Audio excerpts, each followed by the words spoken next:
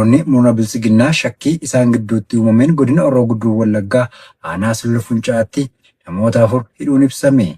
Dabalatasaaf jalkennaa sabaa. Godina Horroo Guduruu Wallaggaa aanaa Financaa keessatti kaadiroonni paartii Bilisiginnaa namni 4 sababa adda addaan wal shakkanii gara mana hidhaatti darbatamuu isaanii maddoonni odeeffannoo bakkicha irraa argan ni ibsu. Akka odeeffannoon keenya mul'isutti kaadiroonni kunneen namoota dirqamaan ukkaamsuun gara mooraa leenjii waraanaatti erguu diduu isaaniitiin wal shakkanii walii isaanii wal dararaa jiraachuun ibsameera. Dhiyeenya kana murni Bilisiginnaa lola guutuu Empaayeraa Itoophiyaatti taasisaa jiruun rakkoo guddaa keessa seenee jiraachuun ni beekama. Rakkoo kana furuufis ilmaan hiyyeessaa fi daa'imman umuriin isaanii waraanaaf hin geenye bakka garaagaraa irraa mana barnootaa, bakka bashannanaa fi iddoo hojii irraa dirqamaan qabee gara mooraa leenjii waraanaatti ergaa jiraachuun himamaa jira. Ergama kana milkeessuuf kaadiroonni tokkoon tokkotti ajajni kennamaa jiraachuu akkasumas faayidaa yookiin humnaan dirqamsiisuun namoota qabanii dhiyyeessuun dirqama ta'uu isaa maddeen har'aata biyyoolessa Oromiyaa odeeffannoo argameen ibsaniiru. Namni ajaja kana hin raawwanne immoo maqaa shakkii hidhata WBO jedhuun mana hidhaatti darbatamaa jiraachuu isaanis ni ibsu. Jiraattonni aanaa Fincaa akka ibsanitti murni Bilisiginnaa kaadiroota isaa yeroo dheeraaf akka fardaatti fayyadamaa ture ammas shakkee hidhatti guuraa jiraachuun murnichi rakkoo guddaa keessa jiraachuu isaa ifatti mul'isa jedhan. Godina Shaggar aanaa Daannoo keessatti ergamtoonni PP hawaasa nagaa jumlaan qabanii gara mooraa leenjii waraanaatti guuraa jiraachuun ifoome. Gabaasa kanaaf jalbilisee sabaa. Uummata nagaa irratti dhiittaa mirga namoomaa raawwachuu akka gootummaatti kan ilaalan lukkeeleen Bilisiginnaa godina Lixa Shaggar aanaa Daannoo bulchiinsa magaalaa Daannoo Roggee keessatti gaafa gurraandhala 5/2026 hawaasa nagaa baay'inni isaanii 36 ol ta'an qe'ee fi qabeenyaa isaanii irraa qabuun dirqamaan gara mooraa leenjii waraana Empaayerattiitti fe'aa jiraachuu maddeen ONM'tti himan. Haaluma kanaanis namoota ukkaanfaman keessaa kan maqaan isaanii nu ga'e Fiqaaduu Geetaachoo, Asfa'uu Tacaanee, Garoo Taayyee, Dajanee Shunaa fi Lammaa Asaffaa kanneen jedhaman yoo ta'u namoonni maqaan isaanii ammaaf adda hin baane hedduunis jiraachuun beekameera. Akka maddeen himanitti namoonni qe'ee fi qabeenyaa isaanii irraa ergamtoota koloneel Abiyyi Ahmediin qabamuun gara leenjii waraanaatti guuramaa jiran kunneen irra guddeessi isaanii abbootii maatii ta'uu fi hojii humnaa hojjechuun jiruuf jireenya dhuunfaa isaanii kan geggeeffatan ta'uu himuun sababa waajjira poolisiitti barbaadamtu jedhuun erga qabamaniin booda konkolaataa waraanaatiin gara bakkisaa hin beekamnetti fe'amaa jiraachuus dubbatu. Jiraatotni gandichaa ONM dubbise biroon akka jedhanitti ilmaan hiyyeessaa malee ilmaan sooressaa fi kaabinootaa dirqamaan gara leenjii waraana sirnichaatti geeffamaa hin jiran jechuudhaan yeroo ammaas gandicha keessatti dargaggoonni akka bineensaatti adamfamaa waan jiraniif gara magaalaa biroo fi bosonaatti baqachaa jiraachuus itti dabaluun himan. Godina Bahaa Harargee aanaa Baddannootti ergamtoonni faashistii PP hawaasa saamuu reebuu fi hidhaatti darbachuu ammeessan. Bal'inasaaf jaalamansiis kaayyoo. Godina Bahaa Harargee aanaa Baddannoo ganda Gooroo Wadoo bakka addaa gaara Shuboo jedhamu irraa jaliiwwan dinagdee Empaayeratti tiksuuf ifaajan aangoo fi afaan qawwee gargaaramuun guraandhala 2026 irraa eegalee hanga gabaasni kun qindaa'etti qabeenya kan mootummaati jechuun baargama hawaasaa muranii dantaa dhuunfaa irra oolfataa jiraachuu jiraattonni gandichaa ONM dubbise ibsan. Sababni baargamoon hawaasaa ciramee bu'aa lukkeelee Bilisiginnaaf oolu kun sulula irra qonna maqaa jedhuun kan mancaasaa jiran yoo ta'u waqtii bonaaf hongeen garmalee ammaatee jiruu fi keessa deemuuf illee hin mijannetti lafa gogaa qochisiisaa kan jiranii fi hiiciti lukkeeleen Bilisiginnaa bakkicha irratti xiyyeeffataniif albuuda baasanii ariitii fi karaa qaxxaamuraa durumuuf jecha imaammanni fi humna hawaasaa harcaasaa jiraachuu gabaasni ONM qaqqabeenni ifoomsa. Jaliiwwan murna garboomataa Empaayeratti aanicha keessatti hiraarsa ulfaataa raawwatan ammeessuun ganda Daada Furdaa irraa gaafa guraandhala 7/2026 qonnaan bultoota Hussein Amin Sheekaa Magarsaa Toofiq jedhamanii fi kanneen baay'inaan 25 ta'an namoota isintu ijaaree sulula irraa hambise jechuun sababa sobaa yakkanii reebicha hamaa erga irraan ga'anii booda hidhaatti darbachuu himan. Akka maddeen himanitti milishoonni Abdallaa Huseenii fi Jamaal Toofiq Amadoo jedhaman addatti uleen akka malee qonnaan bultoota kanneen tumuun miidhaa cimaa irraan ga'uu ibsuun kanneen maqaan isaanii Adinaan Aliyyii, Iliyaas Saanii, Roodiyaan Abrahaamii fi Ziyaad Ahimad jedhaman immoo caasaalee gandichaa gara fedhanitti ajajuun humna hawaasaatti taphataa oolan ta'uun hawaasni akkatti beekalu dhabee rakkataa jiraachuun baramee jira. Godina Arsii Bahaa aanaa Jajuu keessatti loltoonni PP manneen qonnaan bultoota gubuu fi namoota hedduu hidhuun himame. Falmataa Lammii waan qindeeffate qaba.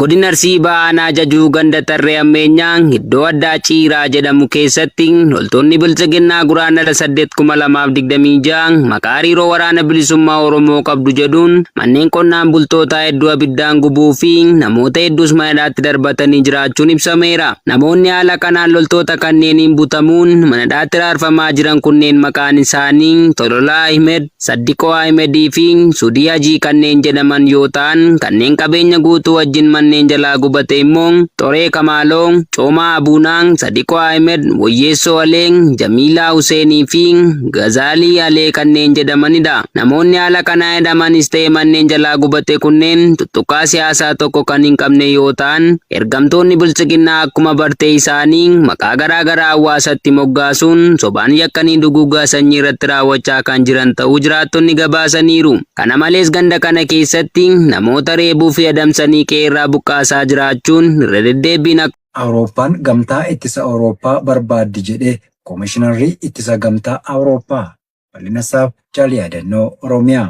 Awurooppaan itti gaafatamummaa ittisa ofii fudhachuuf gamtaa ittisa Awurooppaa barbaachisaa jedhe Koomishinarri ittisaa gamtaa Awurooppaa Andriyuus Koobilees kibxata kaleessaa. Itti gaafatamummaan ittisa Awurooppaa tumsa keenyaaf bu'uura dhaabbataa gaafata. Gamtaa ittisa Awurooppaa jechuun Koobilees haasaa paarlamaa Awurooppaa keessatti taasiseen dubbateera. Itti dabaluudhaanis dandeessistoota tarsiimoo Ameerikaa kanneen akka daataa basaasaawaa fi boba'aa qilleensarraa gara qilleensaatti guutuun dandeettii Awurooppaatiin bakka buusuun gamtichaaf dursa ijoo ta'uu qabaa jedhe jechuun Reuters gabaaseera. Rakkooleen bulchiinsaa fi malaammaltummaa magaalaa Shaggar Sitii keessatti jabaachuun uummanni haala hammaataa keessa jiraachuun ifoome. Dabalata isaaf jaal yaadannoo Oromiyaa. Magaalaa Shaggar Sitii keessatti hojiileen bulchiinsaa fi misoomaa gaggeeffamaa jiran rakkoowwan hedduu qabaachuun uummata naannoo sanaa yaaddessaa jiraachuu odeeffannoon argame ni mul'isa. Akka odeeffannoon uummata irraa argameetti manneen mootummaa fi manneen gandaa hedduun seeraan alatti gara dhuunfaatti jijjiiramanii gurguramuun qabeenyi uummataa saamamaa jira. Kana malees hojiileen mootummaa hedduun sirna seeraa fi qajeelfamaan hojiirra oolchuun alatti firummaa fi malaammaltummaan gaggeeffamaa jiru.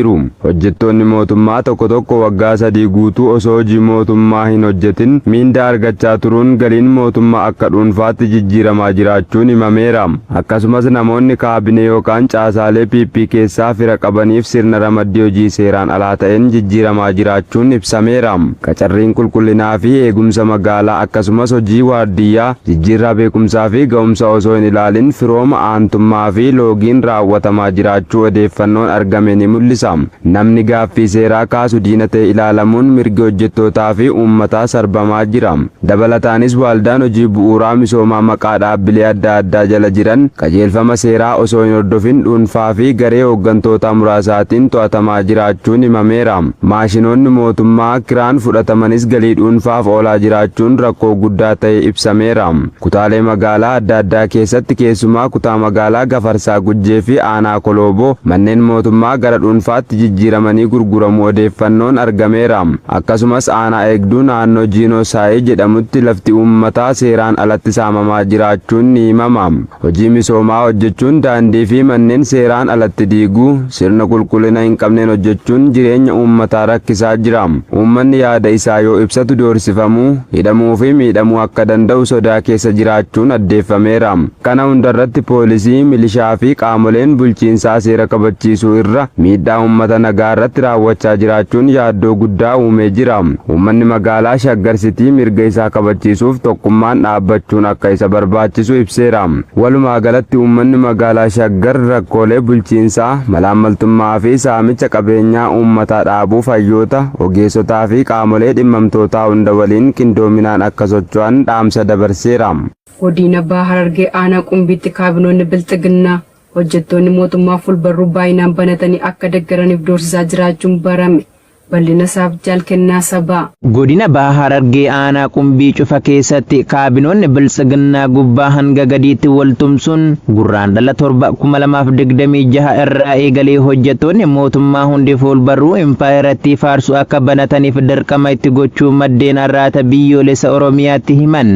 raafama hamaa gama cufaan empaayeratti mudate sagalee dhabsiisuuf akka tooftaa tokkootti lakkaa'uun tokkoon hojjettoota fuulbarruu 10 ol banatanii sagalee tokkoon amala fafummaa gara jabinaa fi sarbama mirga namoomaa Abiy Ahmed uummata Oromoo irratti raawwataa jiru akka tumsaniif dirqamsiisaa jiraachuun eeramee jira. Barsiisaan aanichaa maqaan isaa akka tuqamu hin barbaanne nuti sarara 10 bitannee hin qabnu mootummaan gabroonfataa biltsiginnaa gochaa gara jabinaa fi duguuggaa sanyii raawwachuu malee hojii leellifamuu fi akka isa deeggarru godhu hojjetee nu biraa hin qabu. Hojjettoonni mootummaa hundi fuulbarruu 10 akka banannuuf doorsifamaa jirra. Qooda empaayera kufuuf duufaa jirtu tumsinu waraana keenya woboo bira dhaabbannee Oromiyaa walabaa ijaarranna jechuun miira onnataan ONM'if yaada isaa ibse. Abbaa irree sirna nama nyaatatti lubbuu horuuf wixxisu Koloneel Abiy Ahmed jaleewwan isaa cufa bobbaasuun foddaa TV dabalatee soba haamilee adda addaa irratti akka isa faarsanii fi tumsaniif qarshii guddaa itti dhangalaasuun warra kaanis humnaan of deeggarsiisuuf carraaqaa jira. Godina Arsii Bahaa Aanaa Zuwaay Dugdaa keessatti waraanni PP qonnaan bultoota jumlaan hidhaa jiraachuun dhaga'ame. Dabalata isaaf jaalaqaafan fayyeera. Godina Arsii Bahaa Aanaa Zuwaay Dugdaa gandoota garaagaraa keessatti loltoonni PP namoota hedduu jumlaan ukkaamsuun mana hidhaatti guuraa kan jiran yoo ta'u keessumaa gandoota akka Hulaa Arbaa, Arba Caffaa, Tooyyaa fi Bookaa kanneen jedhaman keessa daran uummata ukkaamsuun jabaatee jira. Haaluma kanaan gurraandhala 2026 Aanaa Zuwaay Dugdaa gandaa Hulaa Arbaa jedhamu keessa qonnaan bultoonni hedduun loltoota bilchiginnaan qe'ee isaanii irraa butamanii erga hedduu reebamaa turanii booda mooraa waraanaatti darbatamuun hanga gabaasni kun qindaa'etti osoo hin qoratamin reebamaa kan jiran yoo ta'u namoota kanneen keessaa muraasni maqaan nu ga'e Muhammad Siifee Yaa'ii, Muhammad Lammii Xiroo, Sultaan Kadir Fayyoo, Tamaam Saaddoo Hammee, Abunii Hajii, Xannashuu Dureessaa Huseen Gammachuu, Maammoo Ijaaroo Eebbuu, Araboo Qabatoo Aannoo fi Yaasiin Qabatoo Aannoo kanneen jedhamanidha.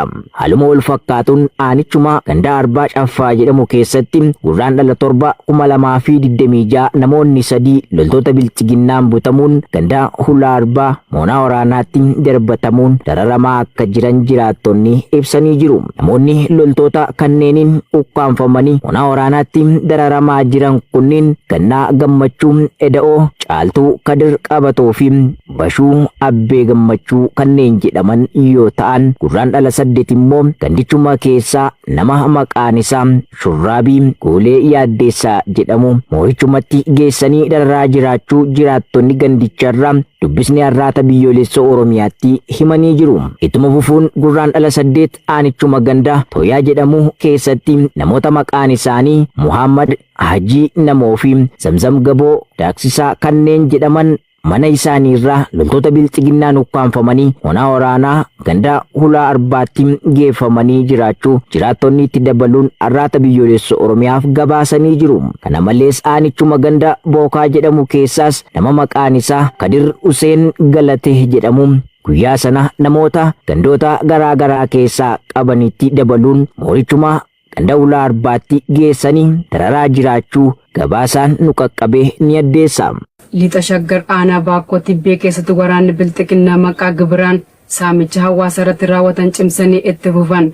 Guutuun gabaasichaa akka taanutti isiniif dhiyaata. Lixa Shaggar Aanaa Baakkoo Tibbee ganda Somboo Disaasaa fi bakka Joo Aallee keessatti tiksitoonni Abiy Ahmed gurraandhala 2026 irraa eegaluun maqaa funaansa gibiraan hawaasa gandoota kanneen irraa duraan qarshii 200 hanga 600 guuraa kan turan amma qarshii 17,000 hanga 25,000 guurrachuun saamaa jiraachuu jiraattonni gandichaa har'aata biyyoolessa Oromiyaatti himanii jiru. Haaluma kanaan harka qalleeyyii kaffaluu hin dandeenye mana adabaa aanichaatti darbachuun torban 2 hanga 3 erga hidhanii booda jireenya harkaa gara afaanii jiraachuuf illee osoo rakkatanii horii qaban gurguranii dachaan akka kaffalan gochuun rakkisaa jiraachuun baramee jira. Akka jiraattonni har'aata biyyoolessa Oromiyaaf himanitti gareen saamtota impaayera Itoophiyaa kunneen kaffaltii maqaa gibiraan saamamaa jiru kana naga'ee seeraa tokko malee guurrachuu fi hawaasa daandii irra deemu mara qabanii bilbilaa fi qarshii isaan qaban mara saamaa jiraachuu dubbatu.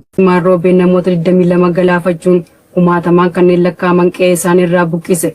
Jaalwabii biyyaa waan qindeeffate qaba. Kolombiyaatti roobni cimaan yeroo muraasaaf roobeen maatiin kumaatamaan lakkaa'aman qe'ee isaaniirraa buqqa'uun namoonni 22 du'uu isaanii qondaaltonni himaniiru. Qondaaltonni Kolombiyaa dilbata darbee akka mirkaneessanitti namoota du'an keessaa 14 kutaalee Koordoobaa fi Sukuree keessatti kan dhufan yoo ta'u yoo xiqqaateen manneen jireenyaa 900 miidhamaniiru. Jiraattonni doonii mootoraa fi doonii yeroof hojjetaman fayyadamuun meeshaalee isaanii bishaan mudhii gad fagoo fi xurii keessatti baraaruuf yaalaa turaniiru. Waan hundaa meeshaalee keenya hundaa dhabneerra akkasumas maaltu akka ta'u waan hin beekneef baay'ee yaaddomneerra jechuun magaalaa guddoo Koordobaa Monteriyaa jiraatu Enid Gomez FP'tti himteetti. Fuulli qorra kaaba Ameerikaa irraa gara qarqara galaana Kariibiyaan Kolombiyaatti fiigaa dhufee ji'a darbe rooba gidduu galeessaa seenaa wajjin wal bira qabamee yoo ilaalamu dhibbantaa 64 dabaluu isaa dhaabbati haala qilleensa biyyaalessaa beekseera. Dilbata darbee qondaaltonni akka jedhanitti lakkoofsi namoota du'anii 13 ta'uu ibsaniiru.